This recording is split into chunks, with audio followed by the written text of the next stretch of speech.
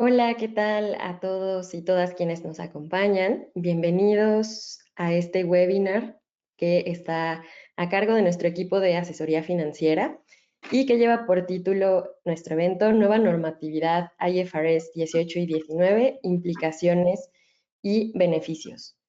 Voy a presentarles a nuestros expertos que representan a Forbis Mazars en México el día de hoy. Tenemos a Raúl Bravo, gerente senior, a Berenice Maya, gerente, y a María José Pérez, senior del área. Antes de darle la palabra a Berenice, les comento algunas consideraciones. Pueden compartirnos en el chat y también en la sección de preguntas y respuestas sus inquietudes. Hacia el final de la sesión, nuestros expertos retomarán estos puntos, los comentarán. Y bueno, también, por favor, no se vayan tan pronto. Antes de que termine el evento, lanzaremos una encuesta de satisfacción. Nos interesa muchísimo conocer su opinión al respecto para que podamos seguir mejorando y, bueno, ofrecerles este contenido de valor de forma conveniente, adecuada. Entonces, por favor, quédense hacia el final para responder nuestra encuesta. Les doy sin más la palabra al equipo de asesoría financiera. Adelante, Veré. Muchas gracias, Nat. Buenos días a todos. Es para nosotros un placer estar aquí con ustedes. Y bueno, en esta sesión vamos a discutir las mejoras y el cumplimiento de estas nuevas normas con el fin de que puedan entender su impacto y beneficios en las empresas. Esperamos que al terminar la sesión tengan una visión general de qué es lo que espera el ESG con la adopción de estas normas. Y pues bueno, como decía Nat, este webinar está dedicado para todos ustedes, entonces no duden en dejarnos todas sus preguntas y nosotros con muchísimo gusto les vamos a dar una respuesta al final de la sesión.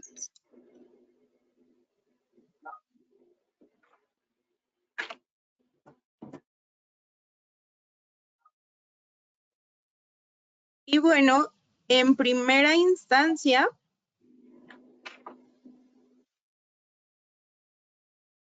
vamos a hablar de la IFRS 18. Y esta es la agenda que vamos a estar abordando el día de hoy. Vamos a ver un panorama general de la norma, las categorías y subtotales, las métricas de desempeño definidas por la administración, la agrupación y segregación de la información financiera. Vamos a estar revisando los cambios en el estado de flujos efectivo, el reporte financiero digital y, por último, la transición y fecha efectiva.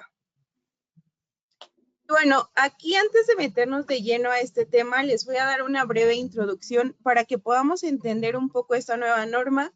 La verdad es que aún tenemos tiempo para su adopción oficial, pero pues es indispensable que vayamos conociendo las revelaciones, además de que, como sabemos y que pasa en el caso de otras normas, podemos hacer la adopción anticipada. Pero bueno, principalmente, aquí es muy importante mencionar que la adopción de esta norma va a requerir que las empresas lleven a cabo ciertas actualizaciones en sus sistemas contables y en los procesos internos que ya realizan, ya que esta norma va a introducir cambios clave para mejorar la transparencia de la información que estamos compartiendo y adicional, mejorar la comparabilidad de los estados financieros, que en términos súper generales, este es el principal objetivo, que se tenga una mayor y mejor comparabilidad de nuestra información financiera.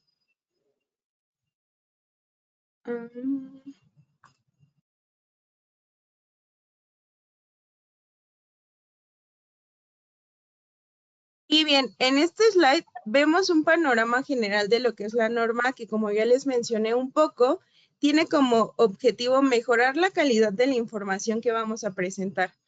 La diferencia es que aquí vamos a incluir algunos informes digitales a través de una presentación de subtotales muy específicos dentro del estado de resultados. Esto con el objetivo de mejorar la comparabilidad dentro de dicho estado.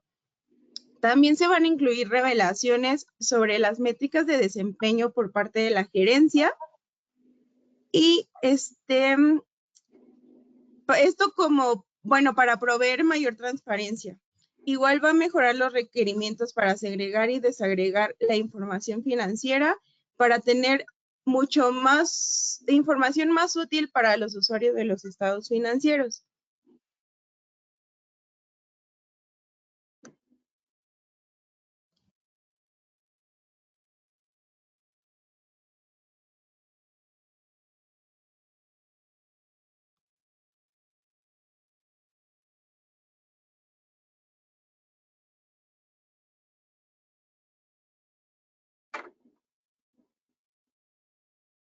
Y bueno, ahora bien, lo súper importante aquí, ¿cuál es la razón de este cambio? Antes de que se emitiera esta norma, las NIF no nos definían los conceptos o totales específicos que debíamos incluir en nuestros estados financieros. Si bien teníamos una estructura general, pero no se especificaban como tal los subtotales, lo cual pues da la pauta a que en la actualidad las compañías, como no tenían ese detalle bien definido, pues utilizaban subtotales diferentes, o sea, hasta 9 combinaciones distintas.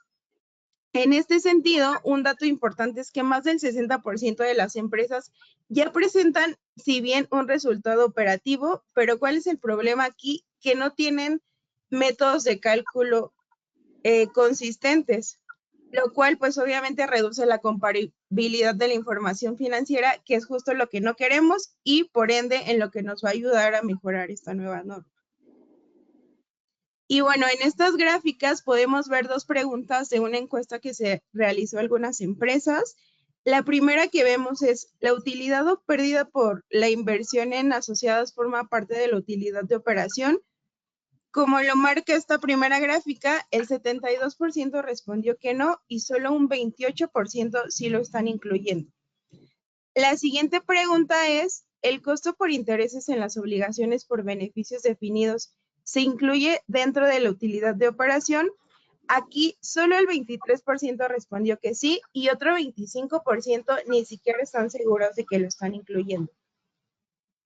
Y bueno, viendo estos datos de que las compañías tienen distintos registros, pues básicamente, como se los he estado mencionando, ese es el motivo del cambio del que habla la norma, ya que con esto ahora vamos a tener una agrupación más útil de la información que estamos presentando, porque como vemos, la norma ofrece principios más específicos sobre cómo vamos a organizar la información dentro de nuestros estados financieros. Esto asegurando que nuestros inversores encuentren ahora sí con facilidad la información que es más relevante para su mejor análisis y para tomar las decisiones correctas.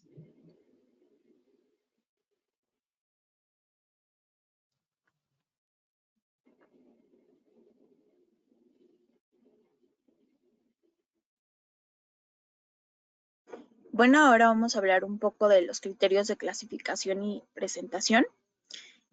Esta norma va a establecer lineamientos sobre cómo las partidas de ingresos y egresos deben ser clasificadas y presentadas en el estado de resultados. Lo que se busca con esto, como bien Mireia nos comentó un poco, es generar mayor consistencia y comparabilidad entre las entidades. En primera instancia, hablemos de la clasificación. Las partidas del estado de resultados van a clasificarse en categorías. Estas categorías, si bien pues ya se nos hacen conocidas porque pues las hemos visto en el estado de flujos de efectivo. Primero tenemos la categoría de operación. Esta pues va a incluir los ingresos y gastos derivados de las actividades principales de la entidad. Después tenemos la inversión, que engloba pues los ingresos y egresos que están relacionados con inversiones en activos financieros o en otros negocios. Después tenemos el financiamiento. Aquí se van a contemplar los costos y beneficios financieros derivados de préstamos y financiamientos. Finalmente tenemos los impuestos a la utilidad de operaciones discontinuas. Aquí se van a incluir los resultados por impuestos sobre la utilidad y aquellas operaciones que la entidad ha cesado o bien planea discontinuar. Cabe mencionar aquí que esta clasificación puede variar en casos muy específicos, como por ejemplo en entidades que proveen financiamiento a clientes y también para entidades que invierten en activos como parte de su actividad principal. Esto pues es del lado de la clasificación. Por el otro lado tenemos la presentación. Esta norma va a obligar a las entidades a presentar subtotales específicos en el estado de resultados. Estos subtotales pues son la utilidad o pérdida de operación, la utilidad o pérdida antes de financiamiento, impuestos a la utilidad y la utilidad o pérdida neta. Como punto importante a considerar aquí es que estos subtotales permiten una estructura más clara y organizada del estado de resultados. La norma aclara que estos subtotales deben presentarse en categorías y ya no requieren algún encabezado adicional. También es fundamental que cada entidad evalúe si al incluir estos conceptos mejora la transparencia y la estructura de los ingresos y los egresos.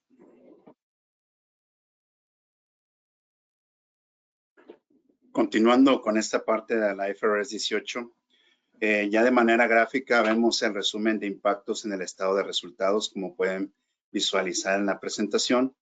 Prácticamente es una comparación entre lo que se maneja actualmente en el estado de resultados y cómo quedaría nuestro nuevo estado de resultados bajo IFRS 18, donde podemos identificar que ya va definiendo los conceptos y va haciendo una simetría en cierta medida a cómo se va presentando el estado de flujos de efectivo actualmente, con el fin de tener de una manera más ordenada los conceptos, como mencionaban en las primeras presentaciones.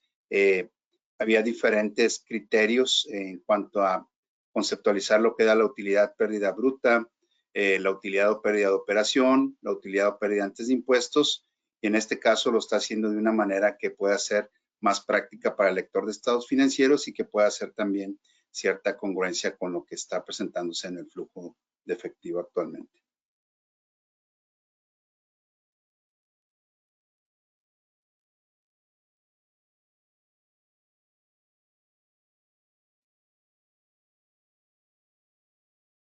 No está avanzando.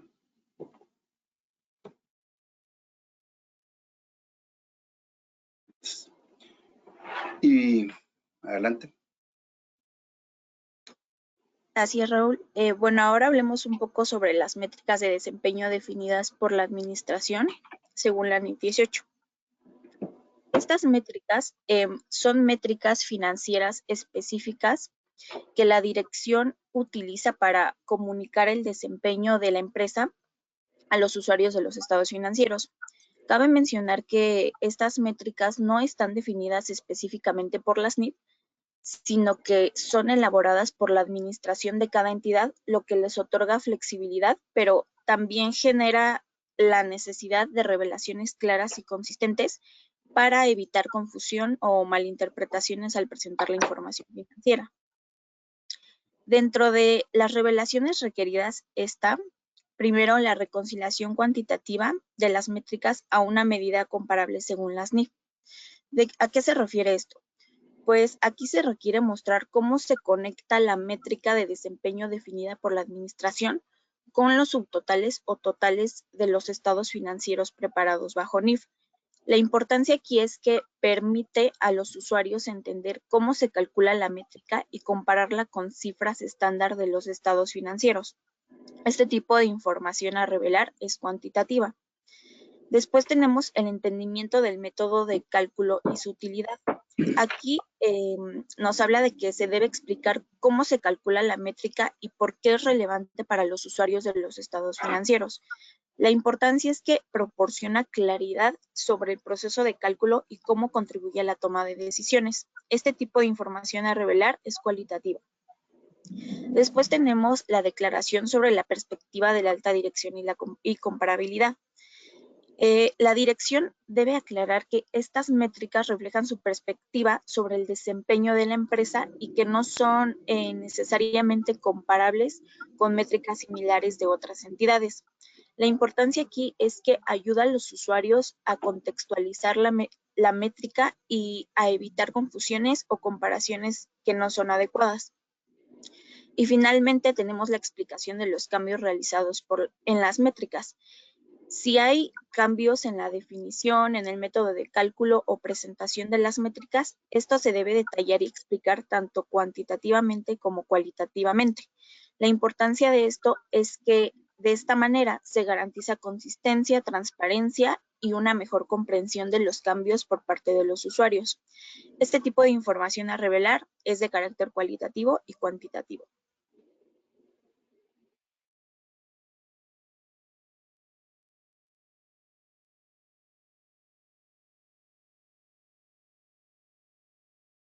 Perfecto, ahora vamos a entrar a la agrupación y segregación. Y bueno, una vez que ya hemos estado revisando la comparabilidad del estado de resultados anterior con lo que nos dice ahora la norma, como decía Raúl, aquí como la clave es que estamos incluyendo conceptos que ya manejábamos en el flujo, pero justo para darle una mayor comparabilidad a nuestra información financiera. Entonces, una vez que ya revisamos todos estos subtotales específicos que vamos a incluir, vamos a entrar a los requerimientos que nos está pidiendo la norma para revelar dentro de nuestros estados financieros. Entonces, aquí tenemos dos, los requerimientos generales y nuestros requerimientos específicos. Para el caso de los requerimientos generales, vamos a tener los roles de los estados financieros principales con sus notas adjuntas. Adicional, los requerimientos por concepto, aquí debemos incluir el crédito mercantil dentro de nuestro estado de situación financiera. También los principios de agrupación y segregación que nos van a ayudar justo a esta mejor estructura y los nuevos elementos y etiquetas más significativas para justo darle más detalle a nuestros conceptos de nuestros estados financieros. Ahora bien, para el caso de los requerimientos específicos, aquí vamos a encontrar una revelación de gastos específicos por su naturaleza y por último, la presentación de los gastos de operación igual por su naturaleza o bien por su función.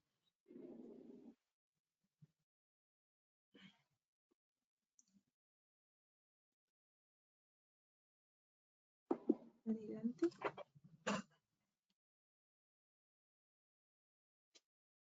Si no, se pueden dar avance. Perfecto. Y continuando la parte de la agenda en cuanto al estado de flujos de efectivo. Okay. Tenemos los cambios que existen para el estado de flujos de efectivo. Es importante tener en cuenta la manera en cómo se está agrupando también la cuestión de lo que ya veníamos nosotros manejando, pero como comentábamos, pues va a ser simetría con lo que es la IFRS 18, está haciendo simetría como se venía presentando el flujo de efectivo. La utilidad o pérdida de operación será la base de partida para el método indirecto de los flujos relacionados con las actividades de operación. Es decir, lo segmentamos en estas tres líneas. La operación que genera el flujo de efectivo, ya sea intereses recibidos, intereses pagados, dividendos recibidos, dividendos pagados.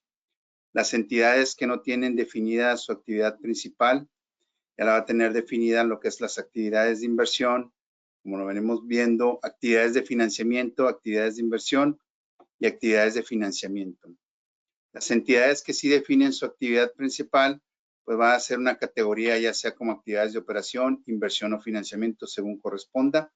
Lo más importante es tener claro qué conceptos van a ir a cada una de las actividades principales, ya sea de inversión, de financiamiento, de operación, pero lo más importante es que se puedan delimitar exactamente con base en cómo las estamos delimitando en lo que es el estado de resultados.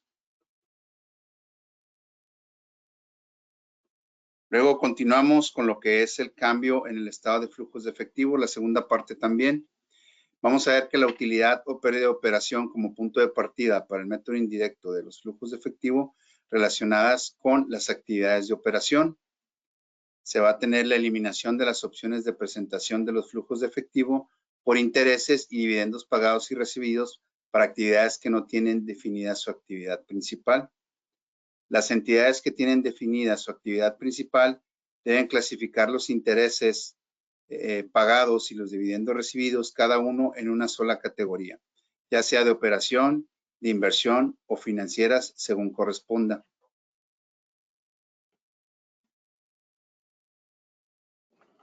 Y vamos a ver lo que es también el reporte digital.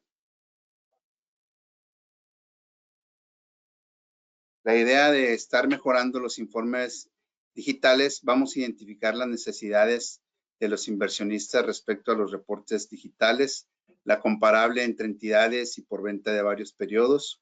La práctica actual menciona que existe una diversidad en los datos de etiquetado digital y el requerimiento de la NIF 18 nos va a pedir ahora la reducción en el número de prácticas de reporte, lo cual traerá consigo una reducción en la diversidad en los datos de etiquetado. En lo que es específico por compañía, actualmente lo que se presenta es información específica de la empresa etiquetada mediante extensiones o no etiquetada definitivamente. Con el cambio a la NIF 18 es más probable que se etiqueten las métricas de desempeño en una sola nota y nuevos elementos reducirán la necesidad de las compañías de obtener extensiones. Es decir, se va a hacer de manera más ordenada todavía a como se tenía la presentación de información. La disponibilidad de uso en un formato sencillo. Actualmente se usan de intermediarios, cálculos y ajustes manuales en subtotales. Ahora con la nueva NIF 18, la comparabilidad mejorada entre compañías y una más fácil extracción sobre las métricas de desempeño. Las consistencias en la información. Actualmente existe una diversidad en la práctica de reportes digitales y con la NIF 18, subtotales definidos ya en forma consistente y disponible para todas las compañías. En el libro de errores, la información etiquetada está sujeta a errores y actualmente para la NIF 18 se utilizará que no haya efectos significativos en el número de errores. Es decir, todos estos aspectos a la hora de hacer el cambio en la presentación de la normatividad, pues van a ser las mejoras que se van a tener con esta nueva o con este nuevo ordenamiento del estado de resultados, que obviamente ahorita como está parametrizado, pues va con los cambios que va a haber, lo que se está buscando es que para el lector de los estados financieros y para el reporteo de información financiera, en específico en el estado de resultados y posteriormente en el flujo de efectivo, tenga un mayor uso para identificarlo y que sea más estandarizado entre la presentación que tienen las compañías actualmente.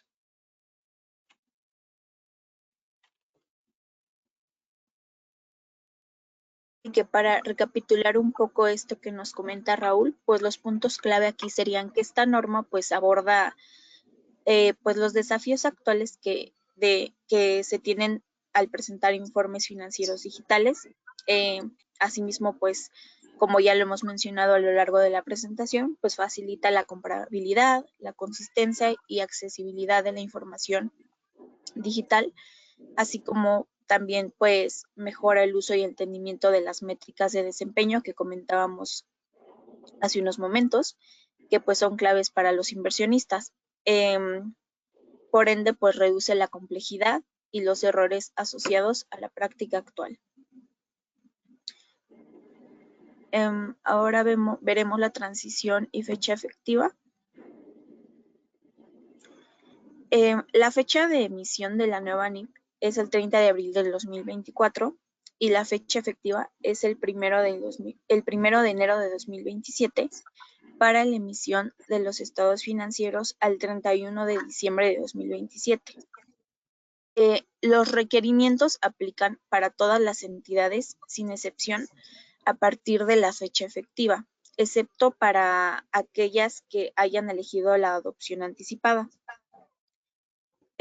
Esta norma es aplicable para los periodos comparativos de los estados financieros anuales e intermedios reexpresados y se requiere la conciliación del estado de resultados para el periodo comparativo inmediato anterior.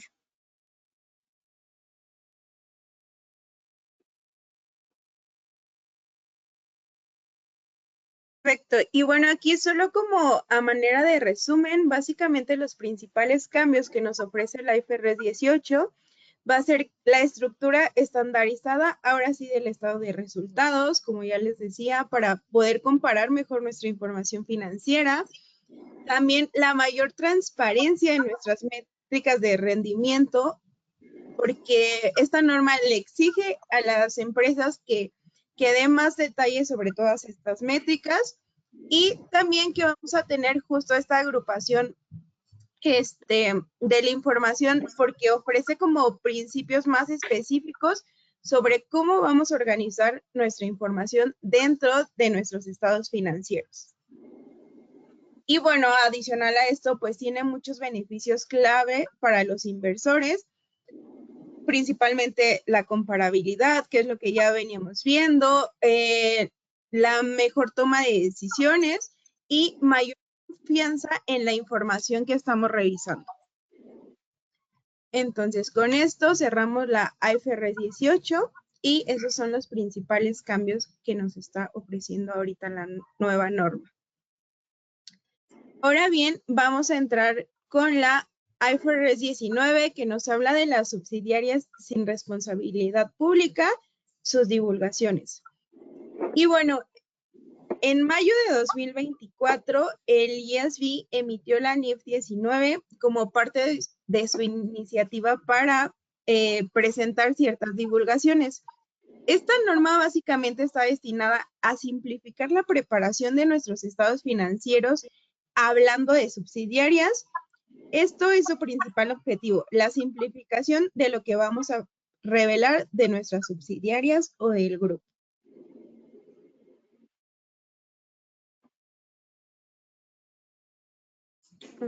Continuando con lo referente al panorama general de lo que es la IFRS 19, vamos a encontrar cuáles serían los próximos pasos, cuáles serían las subsidiarias elegibles y cuáles serían los criterios de divulgación.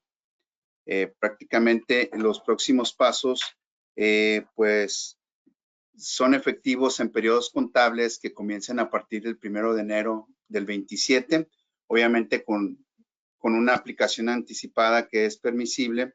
Y lo más importante es considerar que siempre que existen cambios en normatividad tenemos que presentar la información comparativa, ¿no? En el primer año de aplicación de la NIF 19 es necesario divulgar información comparativa contra el año actual, a menos que otra norma contable de las IFRS indique lo contrario. ¿Cuáles serían las subsidiarias elegibles? Aquellas que no tienen responsabilidad pública, y la matriz debe preparar estados financieros consolidados que cumplan con las revelaciones contables de la IFRS y que estén disponibles para el público. Requisitos de divulgación. La NIF 19 permite a las subsidiarias elegibles aplicar las normas contables de IFRS con requisitos de divulgación reducidos, y los requisitos de divulgación de la NIF 7 y la IAS 7 se modifican donde corresponda. Requisitos de divulgación de la NIF 33 y la NIF 17 no se reducen, eso es la excepción, pero muy importante, que va a ayudar a las subsidiarias de empresas públicas a reducir su información. ¿Qué es lo que hace la IFRS 19 o la NIF 19? Establece requisitos de divulgación ya más reducidos para subsidiarias elegibles sin responsabilidad pública que preparen sus estados financieros bajo las IFRS. Esta norma también es voluntaria y busca equilibrar la necesidad de información de los usuarios con reducción de costos para preparadores. Lo que está haciendo es buscar que sean un poco más prácticos sin perder el sentido de la revelación, pero que sean de una manera no tan extensos como lo que presenta la información de las entidades públicas, que son las tenedoras. Una subsidiaria es elegible si no tiene responsabilidad pública y su matriz produce estados financieros consolidados conforme a las IFRS. La NIF 19 se puede aplicar tan pronto como sea emitida. Esta norma simplificará los sistemas y procesos de reporte para las empresas, reduciendo los costos de preparación de los estados financieros de las subsidiarias que sean elegibles, y mientras mantiene la utilidad de dichos estados financieros para sus usuarios. Es decir, nuevamente, no perder el sentido de la revelación que se tiene que hacer, simplemente hacerla un poco más práctica para que sin perder el sentido de la revelación, pues pueda contener la información requerida por los usuarios de los estados financieros.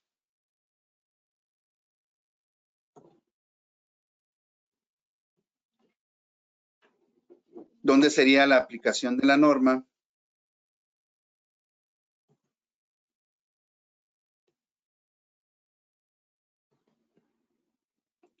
Okay. Una subsidiaria puede aplicar la IFRS 19 y es elegible cuando está autorizada que en sus estados financieros consolidados o separados o individuales no tiene responsabilidad pública y ya su matriz última o cualquier matriz intermedia produce estados financieros consolidados disponible para el público que cumplen con las normas contables de IFRS. Entonces, muy importante tener en cuenta que esta parte la tienen que considerar, ¿no?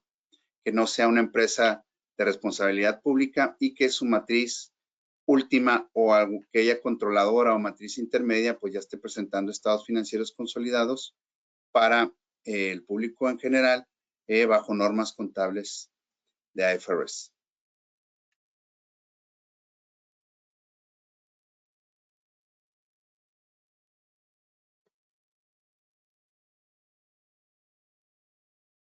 Los requisitos de divulgación. Debemos de considerar cuando el IAS utilizó los requisitos de divulgación de las normas contables de IFRS para desarrollar los requisitos de divulgación para las pymes, desarrolló un conjunto de principios para ayudar a identificar información importante para los usuarios de los estados financieros de las entidades sin responsabilidad pública. En cuanto a la liquidez e insolvencia, la información sobre la capacidad de la entidad para generar flujos de efectivo y continuar como un negocio en marcha, lo que corresponde a flujos de efectivo a corto plazo, obligaciones, compromisos y contingencias, maneja información sobre la capacidad de la entidad para cumplir con sus obligaciones. La incertidumbre en la medición es la información sobre cómo se miden los montos en los estados financieros, incluyendo los insumos, como pueden ser los juicios significativos y estimaciones que se consideran utilizados para estos cálculos. El desglose de los montos, la información sobre la separación de los montos presentados en los estados financieros en partes de componentes y operaciones de políticas contables, todo lo referente a información sobre las políticas contables aplicadas a la entidad, especialmente cuando se permite más de una opción de política contable. Aquí también es importante mencionar que estos principios que vemos aquí, el IASB los aplicó también para, el IASB los aplicó para reducir los requisitos de divulgación que se utilizaron al desarrollar la norma NIF para pymes. Es decir, el IASB pudo utilizar su trabajo previo sobre los requisitos de divulgación de la NIF para pymes como punto de partida para desarrollar la NIF 19. Esto se debe a que las subsidiarias elegibles son un subconjunto de las pymes. Tales principios, que son los que vemos aquí en este slide, pues buscan reducir los requisitos de divulgación para que la información financiera sea más comprensible y útil, sin generar una carga excesiva para las entidades.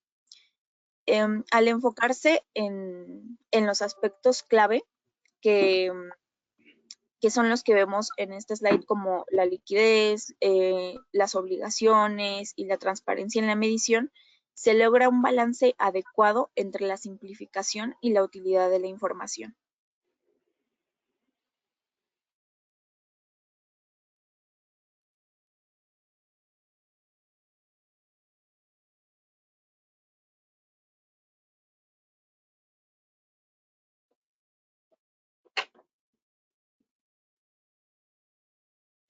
Ok. Ahora, ¿cuáles son los beneficios de la IFRS 19? Sí, gracias, Raúl. Y bueno, sí, como bien lo menciona Raúl, vamos a entrar a la parte de los beneficios que trae la NIF 19.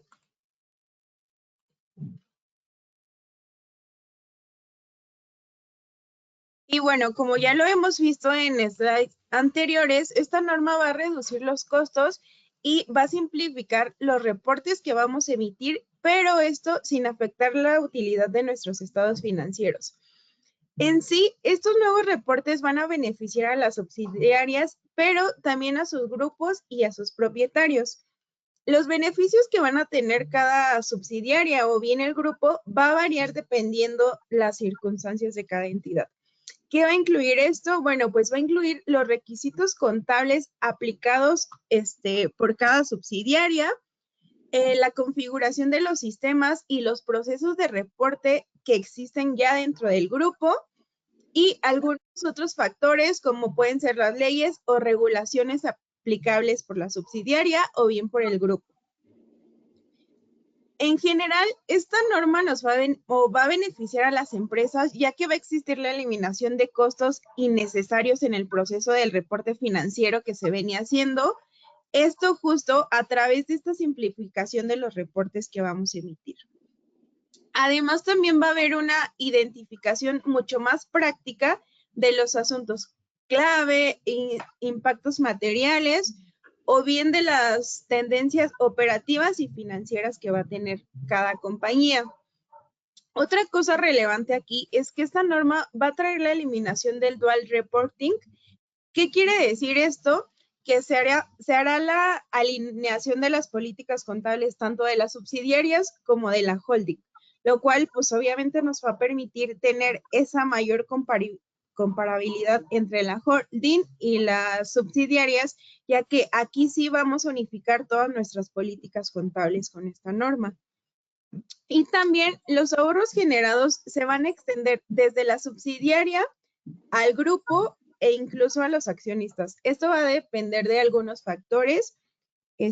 Algunos de ellos son la configuración de los sistemas y cambios en el proceso del reporte financiero que ya estamos haciendo, como les mencionaba, el número de subsidiarias que ya estén aplicando o que vayan a aplicar esta norma, el volumen de operaciones de cada subsidiaria y las leyes o las regulaciones bajo las que se están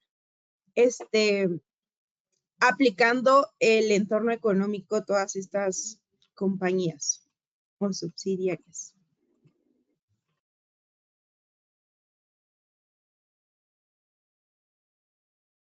Y bueno, para esto, para la transición existen dos supuestos. Las entidades que hagan esta transición a la NIF 19 desde la norma contable se van a beneficiar de la alineación justo de las políticas contables que ya les decía, porque vamos a eliminar los registros contables duales y vamos a simplificar los sistemas. Y para el caso en que las entidades hagan la transición a la NIF 19 desde los requisitos de divulgación, se beneficiarán de requisitos de divulgación reducidos para los estados financieros de las subsidiarias. ¿Qué quiere decir esto? Que todo esto nos tomará menos tiempo, menos costo y esfuerzo a la hora de preparar y auditar nuestros estados financieros.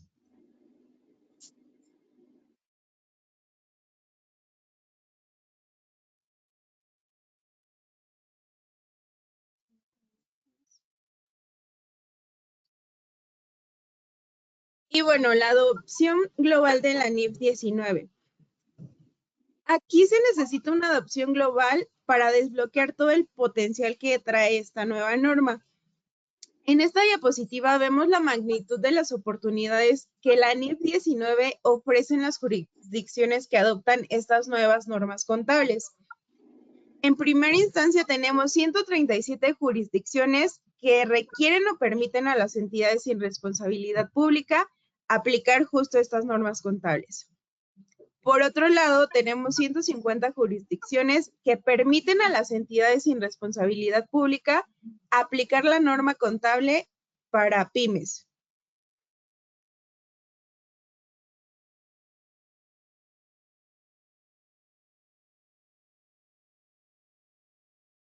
Y bien, para cerrar este tema de la NIF 19, como les dije al inicio, su emisión fue en mayo de 2024 y la fecha efectiva es el 1 de enero de 2027. Aquí es importante mencionar que en el primer año que se vaya a adoptar esta NIF es necesario divulgar información comparativa para los montos del año en el que vamos a adoptar esta norma, a menos de que alguna otra norma contable indique lo contrario y no se necesite esta comparabilidad de la información. Y bueno, igual de manera general, los principales beneficios u objetivos de esta norma es que vamos a simplificar el reporte financiero de todas las filiales. Como también les mencionaba, va a reducir el costo de este mismo reporte financiero y vamos a mantener la utilidad de los estados financieros de las filiales unificado.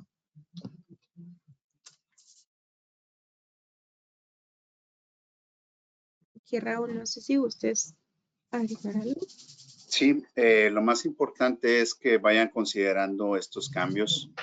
Prácticamente en el estado de resultados puede implicar todo el aspecto en la cuestión de parametrización de reportes, de cómo se va ahora a parametrizar que las cuentas se clasifiquen en qué partidas del estado de resultados. Esto dependiendo del nivel de automatización que tengan en cuanto a su información financiera para obtener estados de resultados. Obviamente es muy importante considerar también que son normas que de alguna manera que en el momento que se adopten, ya sea de manera anticipada o cuando inicia la fecha de adopción, consideren que tienen que presentar información para fines comparativos con la misma presentación y revelación que requiere la norma que se está adoptando en comparación con el ejercicio inmediato anterior. Y lo más importante en lo que es el estado de resultados, considerar que pues ya te está delimitando ahora sí ya conceptos más específicos sin dar pie a que por criterios internos pues consideren presentar cierta información dentro de la utilidad de operación o cierta información antes de la utilidad de impuestos o el tema de la inversión en subsidiarias, la manera en que se va a presentar. Entonces lo más importante es considerar eso en el IFRS 18. En el IFRS 19, pues va a ser una manera de poder presentar la divulgación y presentación necesaria que requiere la normatividad, pero en aquellas empresas que no tengan una responsabilidad pública, pero que su subsidiaria pues sea una empresa que tenga responsabilidad pública, va a ayudar a que las subsidiarias de alguna manera eficienticen un poco más la presentación de su información financiera sin perder lo que es la esencia de presentación y divulgación que van a tener los estados financieros de las mismas, ¿no?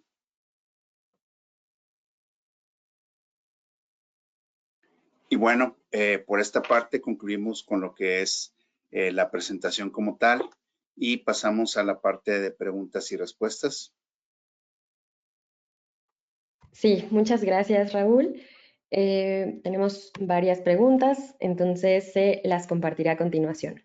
La primera de ellas es, ¿en qué beneficiará la IFRS 18 a los estados financieros? Sí, en esa parte lo que la aplicación de la nueva normatividad va a ser tener un estado de resultados más uniforme para todas las entidades que presentan actualmente información. Va a ir también con más simetría lo que es el flujo de efectivo, porque de repente algunas partidas que no necesariamente estaban agrupadas de la misma en cuanto a presentarlas, ya sea de operación, de financiamiento, de inversión. Ahora con el estado de resultados tiene que hacer cierta simetría también para poderlas presentar y eso muchas veces para el lector de estados financieros ayuda para saber si realmente los flujos que se están generando en la entidad provienen realmente de la operación del negocio o es de algún apalancamiento financiero o en su caso representan salidas de flujos también que están siendo por inversión, ¿no? Es lo más importante que se quiere ya delimitar y que haga simetría con los movimientos de flujo de efectivo. Sí, igual aquí complementando, pues hay que recordar que esta norma va a sustituir la IAS 1 y básicamente, como lo dice Raúl, ¿no? El principal objetivo o en qué va a beneficiar a las empresas es que las empresas van a tener su información mejor comparada, más transparente y más confiable para sus inversores. Entonces, ese es el principal objetivo, que como estamos incluyendo o agregando subtotales más detallados, pues permitimos que la información sea más útil y sobre todo que podamos hacer mejor la comparación de dichas cifras. Entonces, básicamente esos son sus principales beneficios. Muchas gracias a ambos. Antes de continuar con la siguiente pregunta, aprovecho para compartirles a todos sus datos de contacto. También invitarlos a inscribirse en nuestros boletines, comunicaciones. Aquí están los datos de contacto de la firma. Entonces, continuemos. Vamos con esta segunda pregunta. ¿Se puede hacer la aplicación anticipada de estas normas? Sí, efectivamente, ambas normas te permiten la aplicación anticipada. Lo más importante a considerar es que independientemente de que si se adoptan de manera anticipada o en la fecha que inicia la adopción oficial, es importante considerar que la información tiene que ser comparativa con el ejercicio inmediato anterior al que se presentan.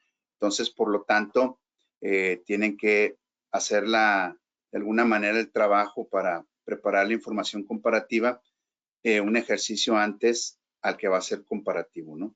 Es decir, si se adopta en 2027 o si se adopta en 2026, pues es importante que compararás 26 con 25 y para poder preparar 25, pues tienes que hacer todo un proceso de poder preparar la información para que puedas tener la del 25 también, ¿no? Muchas gracias. Vamos con una tercera pregunta. ¿Son obligatorias y para qué compañías aplican? En este caso, la obligatoriedad es para las empresas que están manejando IFRS. Como tal, tanto las entidades públicas como las subsidiarias. Ojo, no confundir, la IFRS 19 es simplemente para efectos de cierta presentación y revelación de la normatividad de una manera no tan extensa como lo hace la entidad holding o la compañía que es directamente pública o que debe presentar información pública. Sin embargo, ambas normas aplican para las empresas que manejan las IFRS. Sí, igual aquí hay que recordar que la IFRS 19 es voluntaria y como dice Raúl, aplica únicamente para aquellas filiales que preparan sus estados financieros bajo ya estas normas contables. Muchas gracias nuevamente. Vamos con otra pregunta. ¿Cuál es el principal objetivo de la IFRS 19 en síntesis?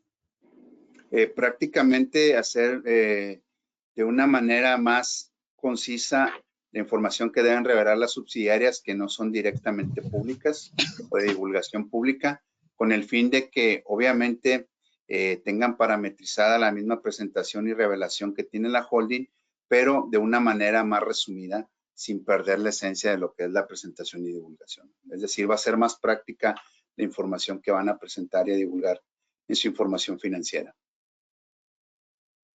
Sí, que justamente es para lo que está destinado esta norma, ¿no? Nos va a ayudar a simplificar, como bien comenta Raúl, nuestro reporte financiero que ya veníamos haciendo, pero ahora de una manera más clara y a lo mejor resumido, ¿no?